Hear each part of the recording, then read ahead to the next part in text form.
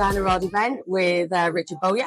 So, hi Richard, thanks for joining me. Hi Joe, how are you? I'm good, thanks you. How are you? Not bad, not too bad. Bright and breezy this morning. Nice, I like that. So, will you tell us a little bit about yourself, how long you've been with Dyno-Rod and about your business? Wow, crikey. Well, yeah, I mean, this year for us is a special year. It's 50 years this year. Mm-hmm. You know this. It's been talked about a lot this weekend. My mum and dad started their franchise, 50 years ago. It started with just my mum and dad. Mm-hmm. And 50 years on, my brother Dan and I have joined the business. I was in 2002. Dan, I think, was 2006 or 2008. Mm-hmm. And we've sort of continued that on from that real base that mum and dad created from nothing. In that 50 years, we've gone from a franchise with literally just mum and dad. We've now got drains franchise and we've got a plumbing franchise. Mm-hmm. Plumbing franchise is 12 years old. I mean, that's had phenomenal growth. A credit to the people that run that business, particularly in our business, Justin and Mary. It's really come on leaps and bounds. It pushes the drains business every day of the week. That is a real area of growth potential, and credit to them. As an organisation, two franchises, two businesses, one business operating as two.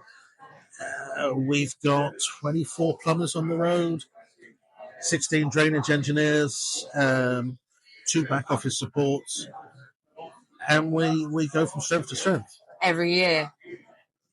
Pretty much every year. I mean, the business, the drains business, the Dyno franchise has always been talked about as a recession-proof business.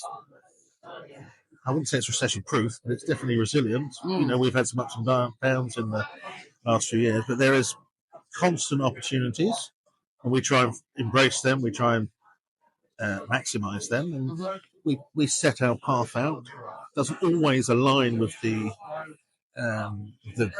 group desires to go down certain paths, but I think that's one of the joys of the way the franchise is set up. You do have an autonomy to follow the areas that perhaps you excel in more so than others. If you're very good at wet works, or that's a good revenue stream, hopefully for everybody, you tend to focus a little bit more on that. But we're open to all those avenues. This year there's a lot of talk about on-demand. Our drains business is very on-demand. Focus, absolutely, yeah. Without that, we wouldn't have that growth of 16, 18 engineers on the road doing it. Mm-hmm. And still loving it every day. Yes, most days. It's a different... We're a 24-hour, 7-day business, as you know. It's a reactive business. It's an emotional purchase. Nobody wants to phone up and say, can I pay for drains?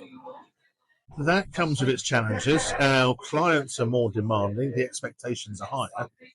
We have to raise our game. Yeah. Social engineering is talked about a lot.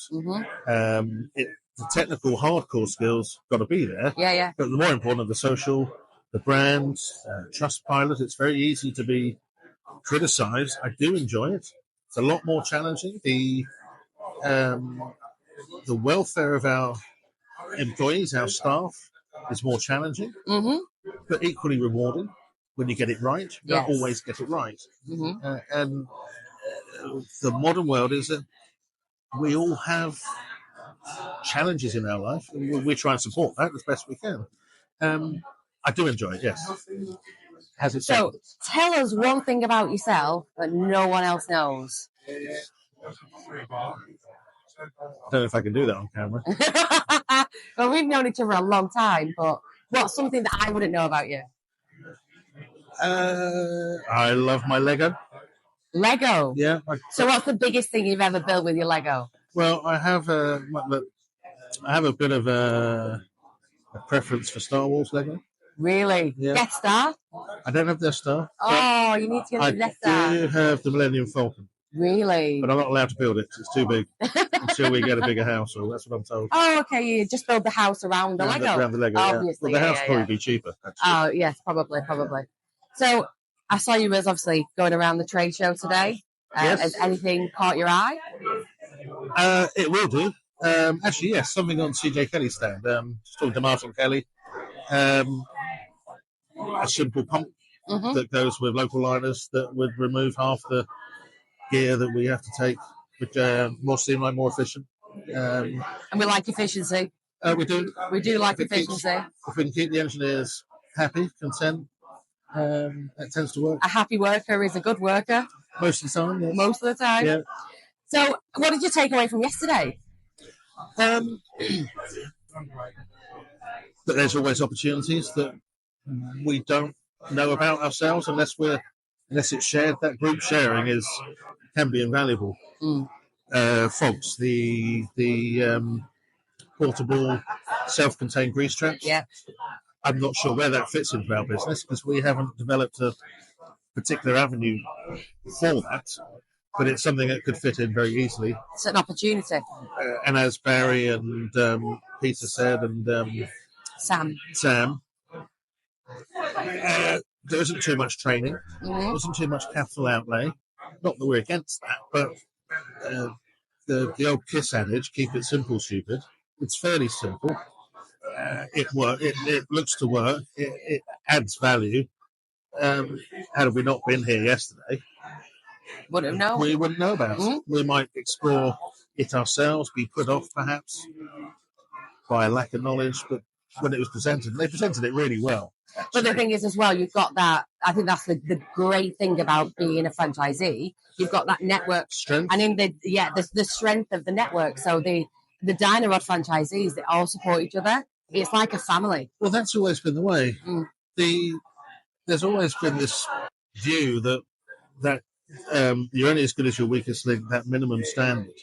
And that has historically and quite obviously that varies between different franchises with age and size and the different skill sets that we have and different avenues that we follow. Yeah.